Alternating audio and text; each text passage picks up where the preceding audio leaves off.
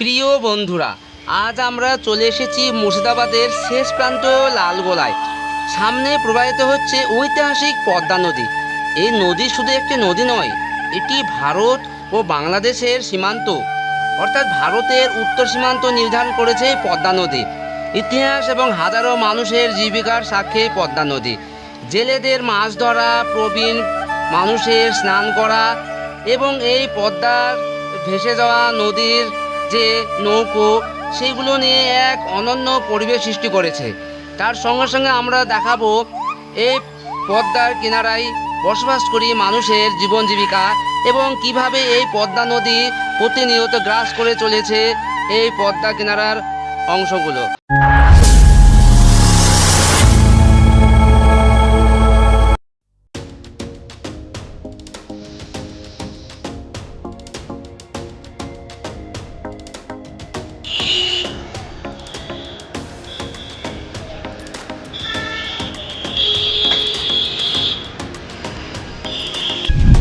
আসসালামু আলাইকুম বন্ধুরা, and welcome back to my channel Akbar explorer. বন্ধুরা, আজ আমি চলে এসেছি সেই লালগোলা, যেটা হচ্ছে আমাদের মুর্শিদাবাদ জেলার একদম শেষ প্রান্ত।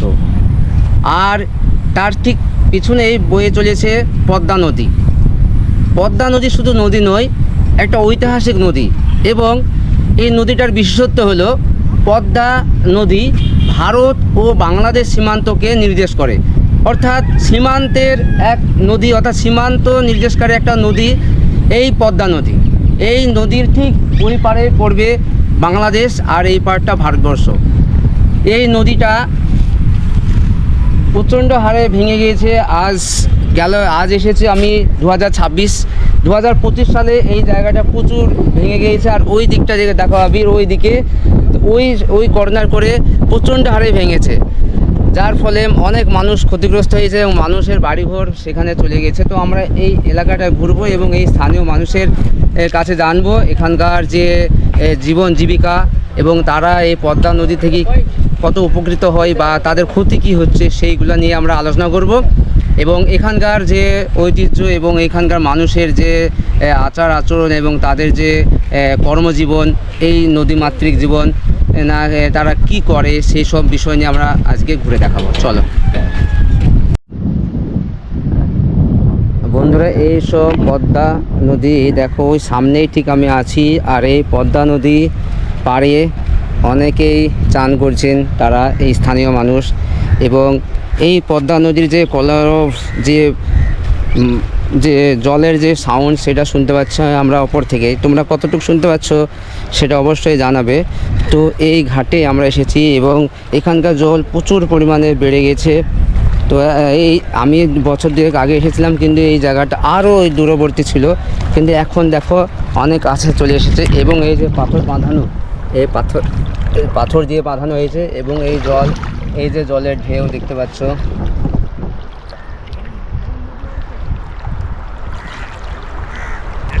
তো দেখতে পাচ্ছ এই যে পদ্মা প্রচুর বিস্তৃত নদী, আর ওই দিকটাই পড়বে বাংলাদেশ, আর মিডিলে যত সম্ভব এটা চর। আর পাশে জেলেরা তাদের মাছ ধরার যে জাল, সেগুলো এখানে তারা ঠিক করছে, মেরামতি করছে। তো আমরা ওখানে যাব, একটু জানতে চাইব। তো আমরা একটু ঘুরে ফিরে দেখাই এবং সুন্দরভাবে ভিডিওটি ধারণ করব, তোমরা অবশ্যই সঙ্গে থাকো। চাচা, আসসালামু আলাইকুম। কেমন আছেন? ভালো আছেন। আপনার নাম কি? আব্দুল রহিম। চাচা আব্দুল রহিম এখানে চান করছেন এই পদ্মা নদীর জলে। কেমন লাগছে এই পদ্মা নদীর জলে চান করে? ভালো লাগছে।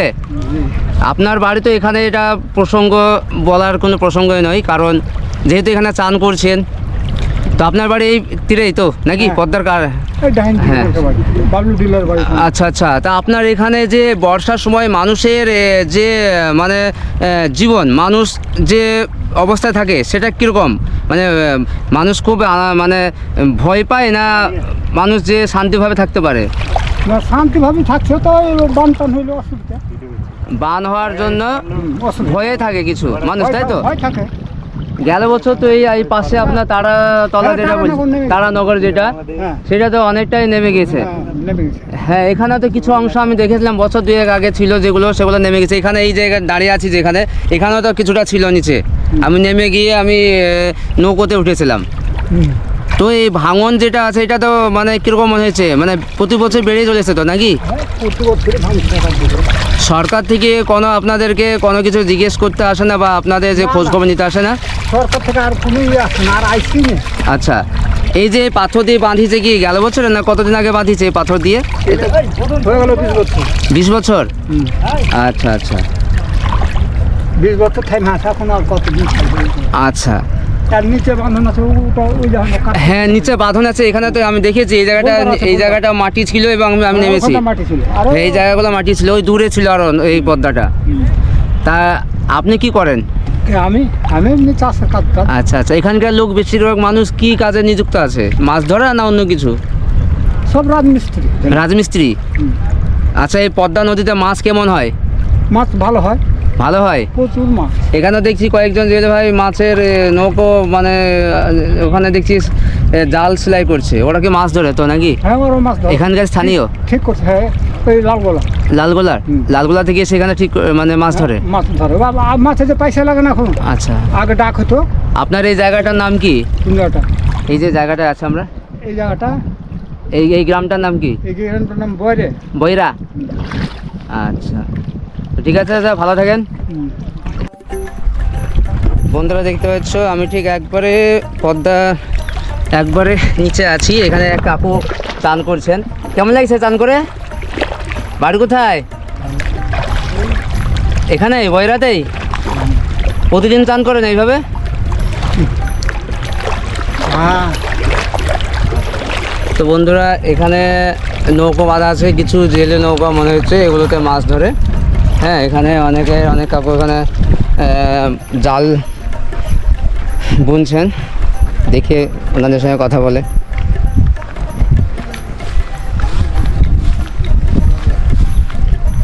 কাকু ভালো আছেন? জাল সেলাই হচ্ছে? হ্যাঁ এটা আপনাদের নিজের জাল? হ্যাঁ। আর মাছ ধরেন তো আপনারা নাকি? হ্যাঁ। নিজেরা মাছ ধরে নিজেরা জাল ঠিক করেন? মাছ কেমন হয়? মাছ হ্যাঁ আজ 3 দিন তো একটাও পাই নাই। হ্যাঁ হ্যাঁ এই 9টায় 8টা, আজ তো 2 লোক আসেই নাই। হ্যাঁ হ্যাঁ হ্যাঁ মাছ না পেলে কেউ আসে না। আচ্ছা আচ্ছা, তো এখন তো মনে হয় ইলিশের মরশুম, ইলিশ পাবেন না? পদ্মার ইলিশ এই সাইডে পদ্মা ইলিশ হয় না? হয়, আচ্ছা আমাদের জলে পাওয়া যায় না।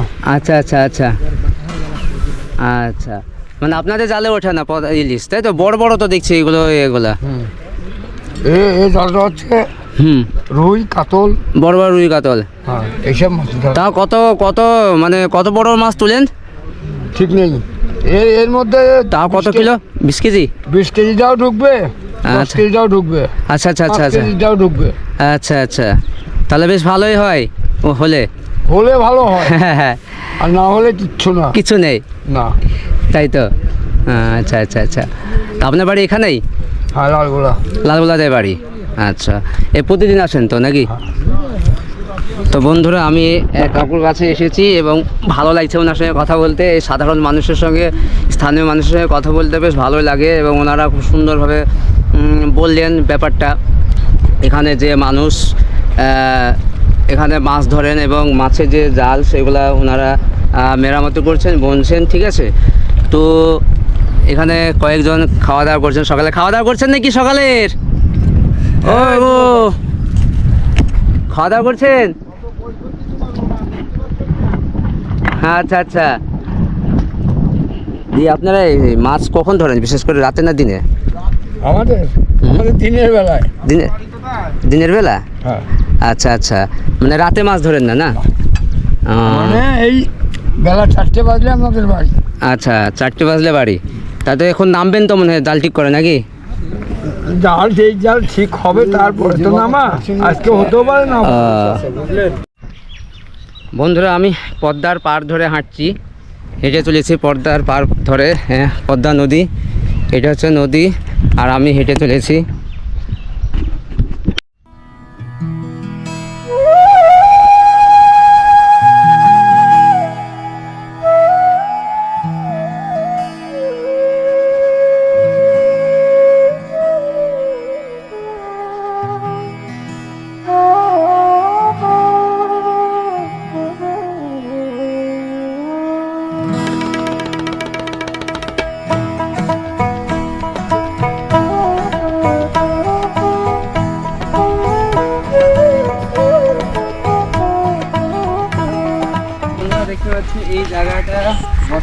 আগে আমি এসেছিলাম এখানে কিন্তু ভরাট হয়েছিল, আর আজ এই জায়গাটা ভেঙে ঢুকে গেছে।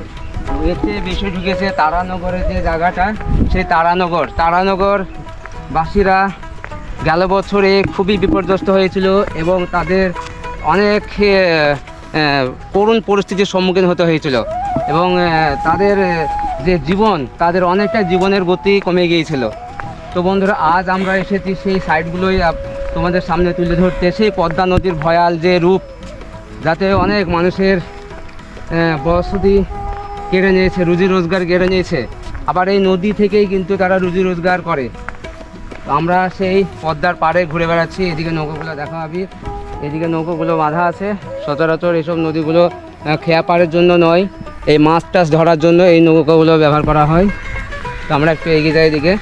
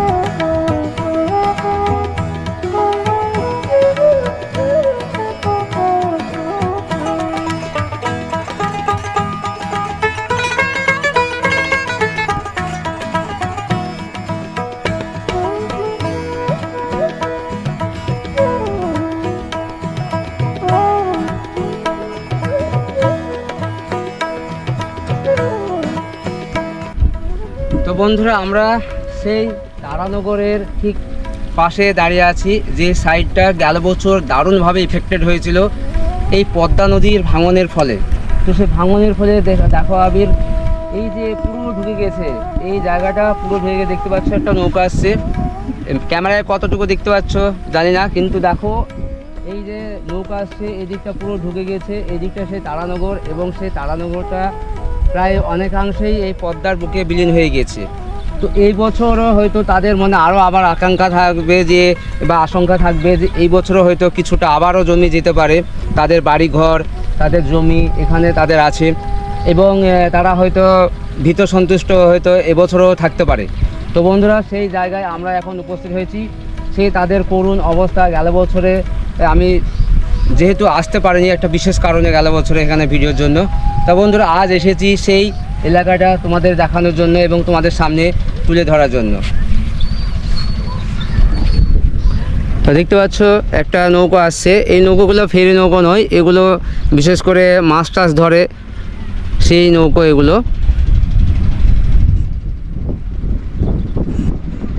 আর পাশে দেখতে পাচ্ছ এই যে কুলের বাগান, কুল গাছের বাগান। এই কুল গাছের বাগান এর এই যে কুল গাছটা একবারে ধারে এই যে পদ্মা নদী, আর এই ধারে এই কুল গাছটা, এইটাও এই বর্ষাতে থাকবে কিনা কোনো নিশ্চয়তা নেই।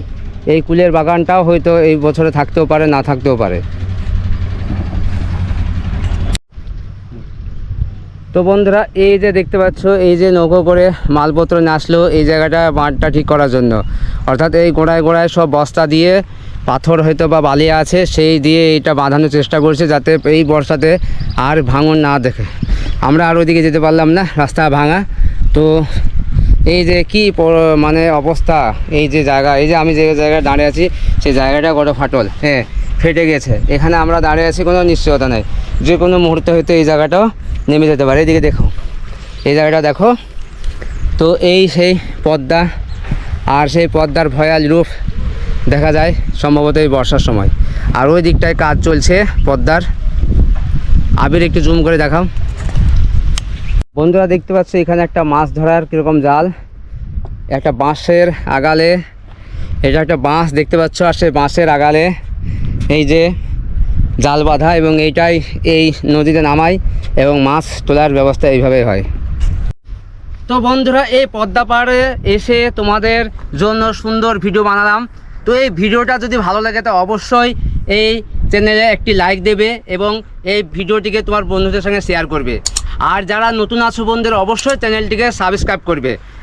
আর সাবস্ক্রাইব করার সময় অবশ্যই বেল আইকনটি টিপবে, যাতে নতুন কোনো এরকম ধরনের ভিডিও এই চ্যানেলে আপলোড দিলে তার সরাসরি নোটিফিকেশন তোমাদের কাছে পৌঁছে যায়।